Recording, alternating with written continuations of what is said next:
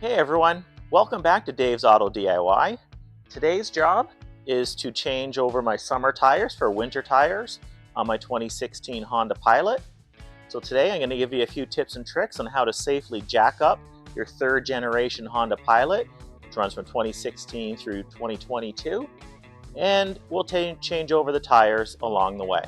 So let's get started. You're watching Dave's Auto DIY.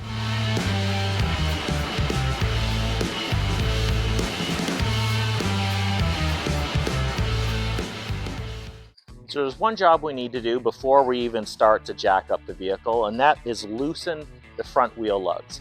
If you lift the car before you loosen these lugs, it'll be a little bit hard to get them loose because the wheel will just spin as you're trying to loosen them.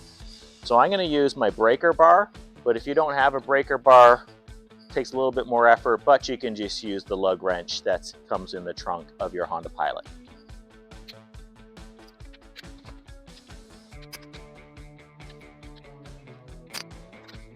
So I'm going to use my hydraulic jack to lift it up from the center lift points at the front and rear and get the whole car up on jack stands. But I'll show you a little bit later how you can do this just using the jack that comes with the car. So first I've applied the parking brake, and just for extra safety I'm going to chock the back wheels, make sure it doesn't roll away. So the front jack point is this bracket that's on this round cross member, which is foot and a half in from the front of the car, and we'll put the hydraulic jack right under this bracket. This is the lift point just behind the front wheel.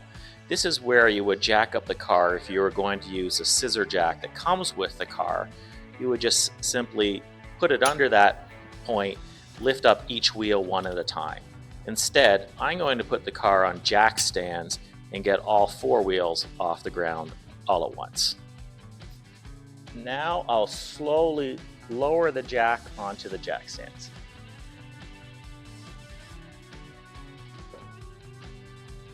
Moving around to the back of the car, there's a metal bracket that hangs down from the frame at the rear.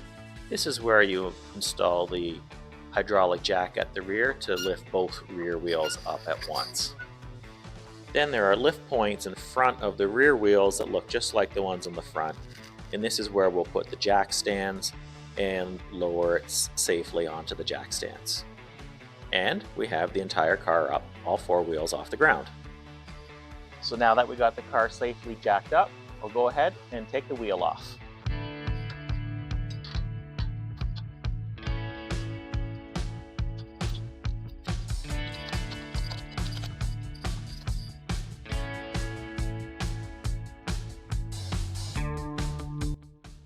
Then we can do the back.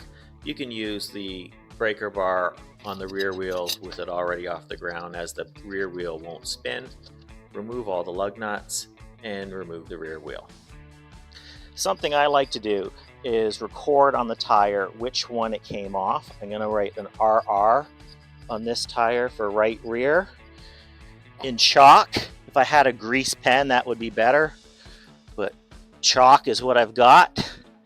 And that way I'll know to put it on in a different location in the spring so I can do my tire rotation. Now before putting on the winter tires, I like to put a little bit of more anti-seize on the studs just to make sure the lug nuts will come off easily next time.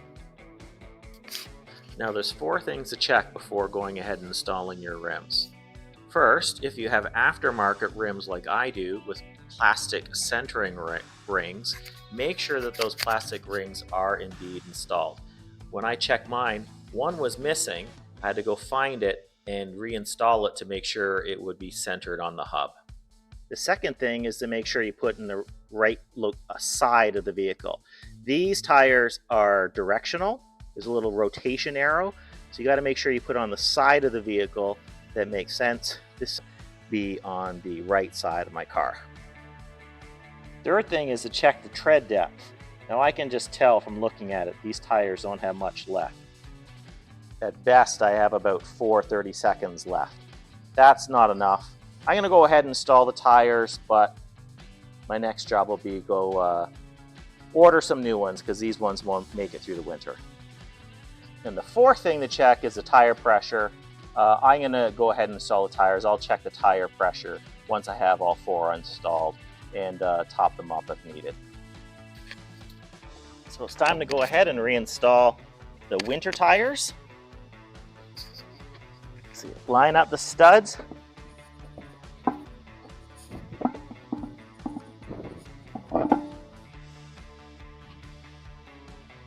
And we'll attach the lug nuts, just finger tight for now.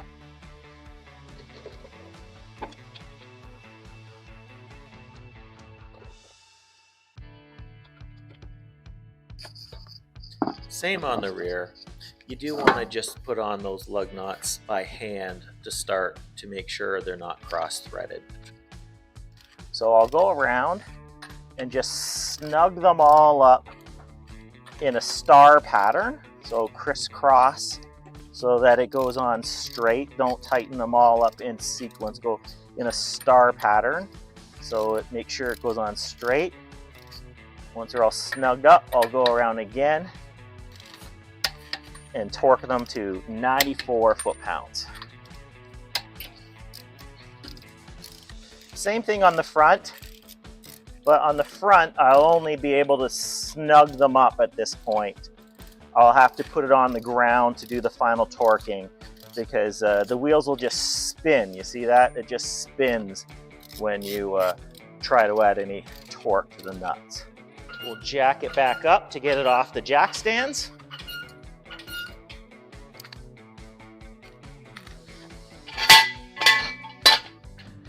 Then slowly lower the front.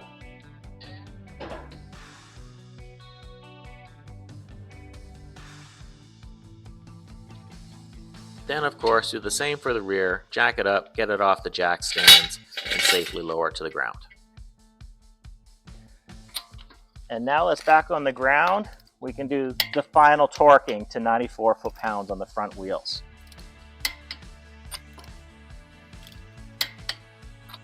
And so I'm almost done. I do have to remember to go check my air pressure before driving too far.